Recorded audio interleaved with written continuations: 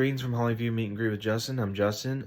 Today is Big Lick Comic Con at Dulles Expo. I'm really excited to go. I'm excited to see Lou Ferrigno again. I got to meet Lou Ferrigno at AwesomeCon in 2019. I got him to sign an autograph, and today I'm doing a photo op with him this time. And Billy West, who was the voice of Fry from Futurama, along with Doug, Nickelodeon, Ren and Stimpy, and the voice of Bugs Bunny from Space Jam. Some of the cast from The Walking Dead, Dave Barkley, who was the puppeteer for Star Wars, and that's just about it. And so I'm just gonna get myself ready to go, and I'll see you guys when I get there. Here I am at Dulles Expo. I'm about to get inside. I'm gonna not take pictures of the autographs booths, just want to respect the wishes and all. I'm about to get my pass.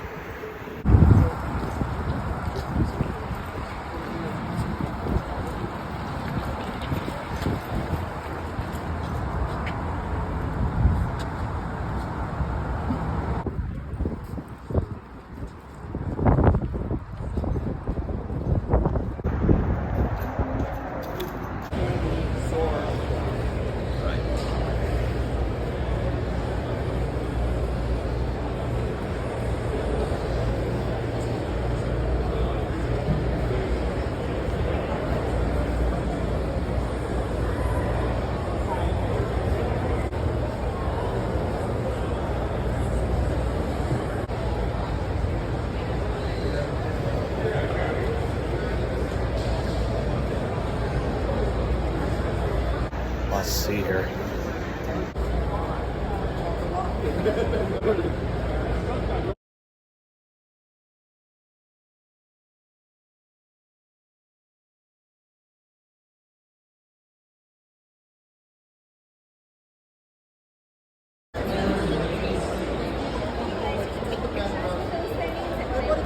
If you want to put it on and take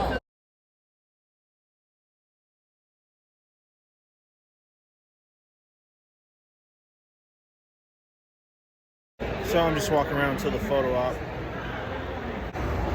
So I'm just sitting down having a little mac and cheese before the photo op. Yeah. I got some autographs, which I'll show you guys later. I'm sorry I haven't been videotaping so much. I just didn't want to videotape the photo autograph booth, which I'm sure you guys can understand that. So, but I'm having fun so far. It's been a good day. Good stuff.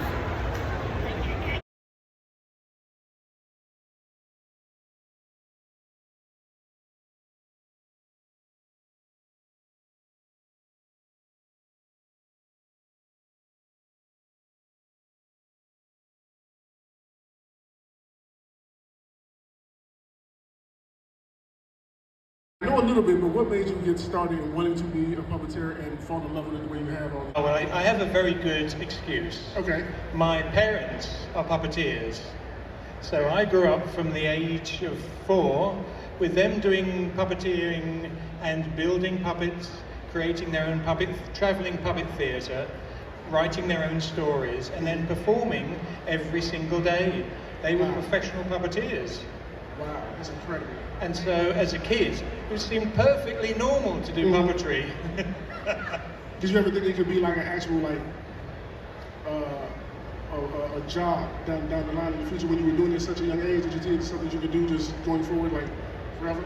Well, initially, because my parents were making a good living out of being puppeteers, and we mainly worked in London. I grew up in London, England, and so they would travel to do either theatre shows or would sometimes in the summer in the Royal Parks in London do shows, which was wonderful. It's a wonderful childhood experience. We'd do also traditional pantomimes, which was British pantomimes, because they were originally actors. They met at RADA, which is the Royal Academy of Dramatic Art, and they wanted to be actors originally, but then decided puppetry was more for them, so they moved to puppetry. So I knew that it was possible, and I knew their friends who were also puppeteers. But as I was getting ready to start my career. I mean, because I puppeteered from the age of 4 in their shows. So I did hundreds of performances, or thousands, as a teenager. But by the time I wanted to move into my own career, I was really more interested in TV and films and special effects. Okay. But at that point, there was no work for special effects or movies because it hadn't started yet. So the job that I wanted wasn't invented just then. And it happened to be the very first job that I got in film was on The Empire Strikes Back, working on Yoda. And that was the start of animatronics in movies. It was the start of the job that I wanted that didn't exist until I got on the very first job. So it was incredibly timed. My passion for what I wanted to do seemed to line up with the universe. Right. And the force was strong. Apparently it was, yes, because for Yoda to be your first one and getting the job you actually won, that's pretty awesome. It was, yeah, because I saw the original Star Wars, as it was called, before they added A New Hope on the end of it, and I loved it. I really, really wanted to be in the film industry. My friends and I who saw it, I said, oh, I've got to be in the film industry, and I wish I could work on something like that. But 2 years later, by a whole series of crazy, lucky coincidences and impossible situations, I found myself working on Yoda with the amazing Stuart Freeborn, who was the creator of Yoda, and then with Frank Oz, the chief puppeteer of Yoda. I was going to ask about that. When it comes to creating your puppets and all that stuff, how much of it is just you putting into it for your creations, or how much are you working with other people to bring these creatures and everything together? Well, something like Yoda or Jabba, or in fact any of the animatronic characters, is to build them is a massive team. It starts off usually with conceptual design. There's like Ralph McQuarrie and various different versions of Yoda drawn up, that none of those look like the real Yoda, but they were the inspiration for Stuart Freeborn. And same with Jabba. Phil Tippett came up with a small model, tiny model, and had to build a Jabba the actual size of Jabba. So start off with that. Then you've got all the great artists, sculptors and mold makers and technicians and mechanics who build the whole thing out, and with like Yoda, his costume as well. So there's this huge team of people building the puppet, and then to bring the puppet to life usually takes a large team of puppeteers. Yoda, it was 4, Jabba was usually about 6, but went to 8 sometimes, and I think the biggest single character, Audrey 2 and Little Shop of Horrors, in Audrey's biggest form, it took 65 puppeteers. Wow. I had just finished working on Yoda with Frank Oz, Kathy Mullen and Wendy Midner on Empire Strikes Back, and so I had a couple of months free, but Wendy told me they were crewing up for The Dark Crystal. So I was the first British puppet designer, puppeteer to go to the Creature Shop, which later became known, and have my interview, and I was the first employee. I was the first British puppet maker. They had been doing some research and development in New York, in the New York Muppet Workshop, but they just set up in Hampstead in London, and I was the very first British puppet maker on there because I just finished Yoda. Right. So I worked on initially the Mystics, spent about a year doing research and development, again because no one had built any of these characters before. There was no YouTube, there's no book on how you should build these. The only way you can do it is to try, and if it failed, go back and fix it. I'll try again. And so I had a particular appreciation and understanding of Lyle Conway and the way he approached his work.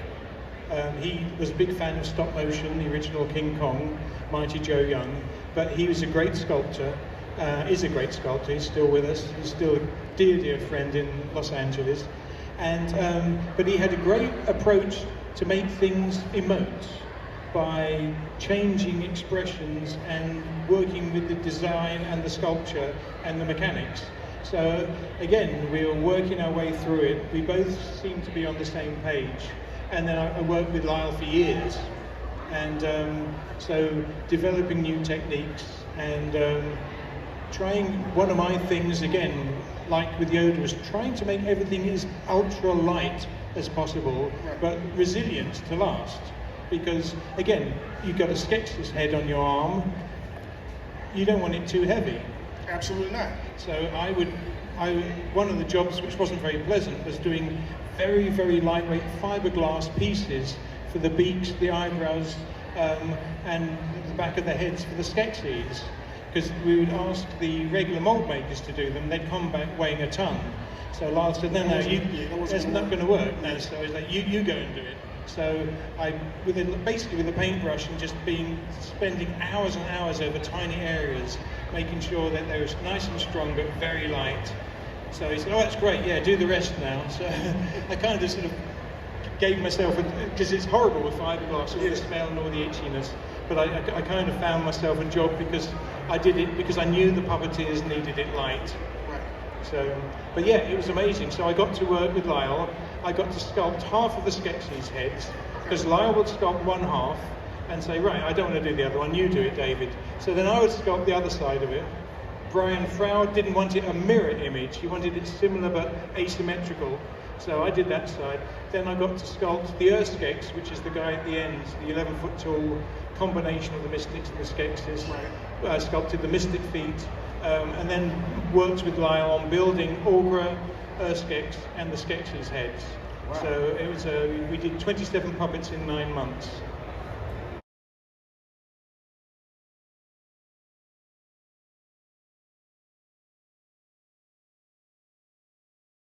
They don't have the psychological defenses to defend themselves. Right. So later on, when you're adult, you kind of laugh about it. Because sure. It's like just say, you and I were young. You be.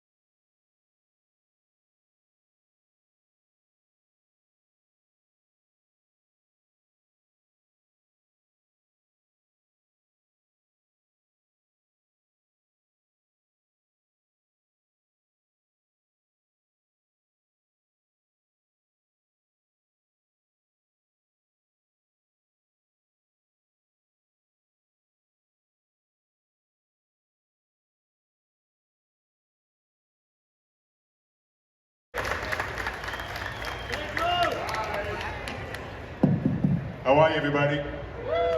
Hey, it's been a long time since I've been to Washington. Whew.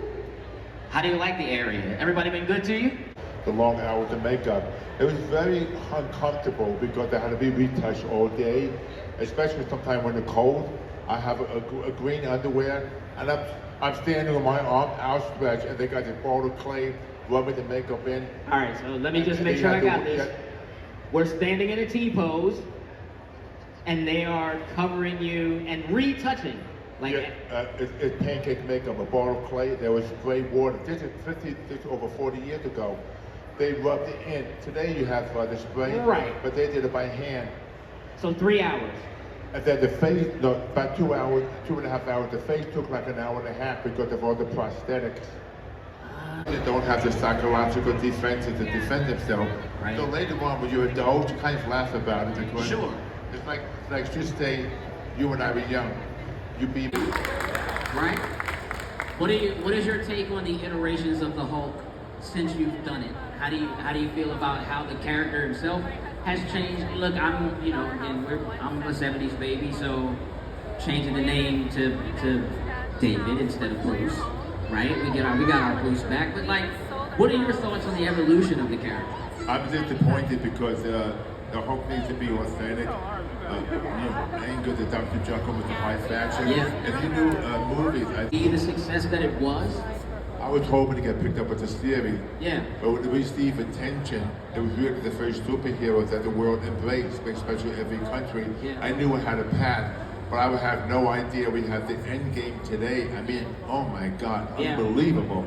How could you possibly imagine that this many years later you could be here because Bixby today, when you watch him, you know that he's going to be pissed, and you can see the Hulk. It's a perfect transition. I like that. Good question about Bill Bixby for sure. Do we have another question out here? We got a question all the way in the back then.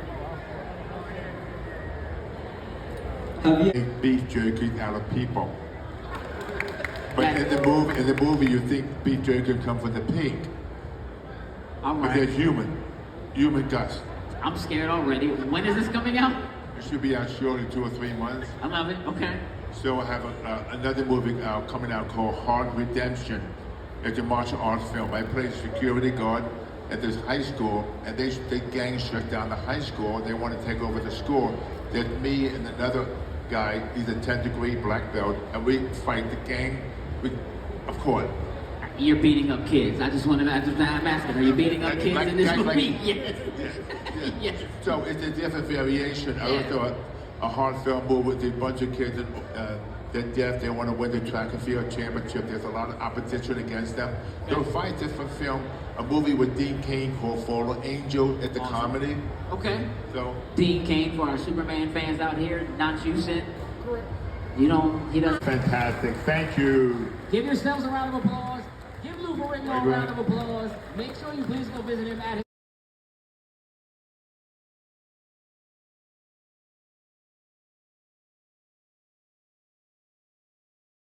Oh my God, a photo op with Lou Ferrigno, the Hulk. And Billy West, Ren Stimpy, Doug Fry from Futurama. And Dave Barkley, the puppeteer of Yoda. I'm in heaven, dudes. Okay, so that's it. I'm gonna go home. See you guys when I get home. Hey everybody, I'm back. It was a good convention. I didn't really meet so much people, but it was okay. It was a short list, and which is great. And I got to enjoy the convention. Got to look at some stuff, but I didn't buy anything, which was good. Yeah, I just don't need to keep buying stuff I don't really need. But other than that, it was a great show. And so, time for show you guys the stuff I did. I want to start off with this 8x10 photo of a photo op with Dave Barkley and I. That's me and him and the puppet of Yoda, which that was one of the reasons why I want to do that photo op, is so I can get my picture taken with the replica of Yoda. And he also actually helped out making the puppet of Yoda. His parents were also puppeteers, and he followed in his parents' footsteps. And over the years, he performed for people with puppets, and I just thought that was really special. You know, entertain people with puppets and make them feel entertained. What I love about puppeteers, or because they help you distract yourself from things you're going through. Like just wanting to like an escape from school, work, or personal problems in your life, and they're here to help cheer you up. So that's what I love about puppeteers. And so I got here is I thought about getting him an 8x10 photo of Yoda for him to sign, but then I had a better deal. Instead of paying for a $50 autograph photo, I end up getting his new book, My Life with Animatronics. It's about his life and how he got to do all this, and here's his the autograph inside.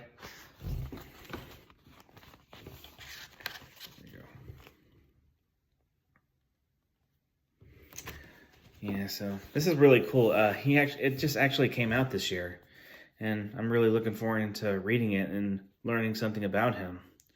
So this was like $30, and I was like, whew, that's a good deal. I am definitely doing that. Yeah, you can't resist good deals like this one. This is him when he was little, performing for people with puppets. Yeah, so I'm glad I decided to do this, and I can't wait to read it. So on to the next one. Is a 8x10 photo with Billy West and I. Oh my God, Billy West is hilarious, dudes. Oh my God, he part of my childhood. Growing up watching Ren and Stimpy, Doug, and Futurama, and Space Jam. Life's a funny thing, you know. I mean, like all the characters you grew up watching on television, and you never thought, as when you become adults, when you go to Comic-Cons, you actually get to meet the people who did the voices, and that's what's special. And life's a funny thing. I had a couple of items signed by him. Let me start with this one. Is my DVD of Space Jam. He wrote, "What's up, Doc?" And the character's name and his signature. Yeah, I grew up with Space Jams. I used to have the VHS when I was young, and the grocery store I used to work at, I found this Space Jam DVD, and it made me want to, after I got off my shift, I decided to buy this to relive the memories of my childhood. And I totally forgot how good this movie was, and also got me into basketball, which I love playing basketball. In fact, you know what? I did try out for the high school basketball team.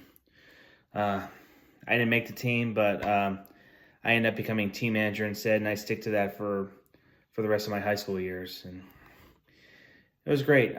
Just witnessed basketball players playing the game and learning something about them. But neither the players who I was team manager for didn't make it to the NBA. But yeah, so that's what's special about this movie, is my love for basketball. I don't really follow basketball much like I used to, and I follow more with football, hockey, and baseball. So, but I sometimes play basketball time to time, you know, just for fun. So here's another autograph I got from him. Is a 8x10 photo of Doug from Nickelodeon. I couldn't decide if I wanted to do the Fry from Futurama or Ren and Stimpy, but I'm so old. Before Futurama, we had Doug and Ren and Stimpy, but I loved Doug growing up, and I was like, you know what? I'm going to go for this one. So what he wrote here is, to Justin, Dear Journal, hi, it's Doug, and this is a picture of Doug and his Doug pork chop. Oh, God. Such good memories. I am so old. So let me show you the final one here. Is an 8x10 photo of me and Lou Ferrigno. Oh my God, Lou Ferrigno was the most popular one at the convention. A lot of people wanted to see him, and there was a lot of people that wanted to get a picture taken with him. I thought about getting an autograph from him, but I didn't want to keep spending my money.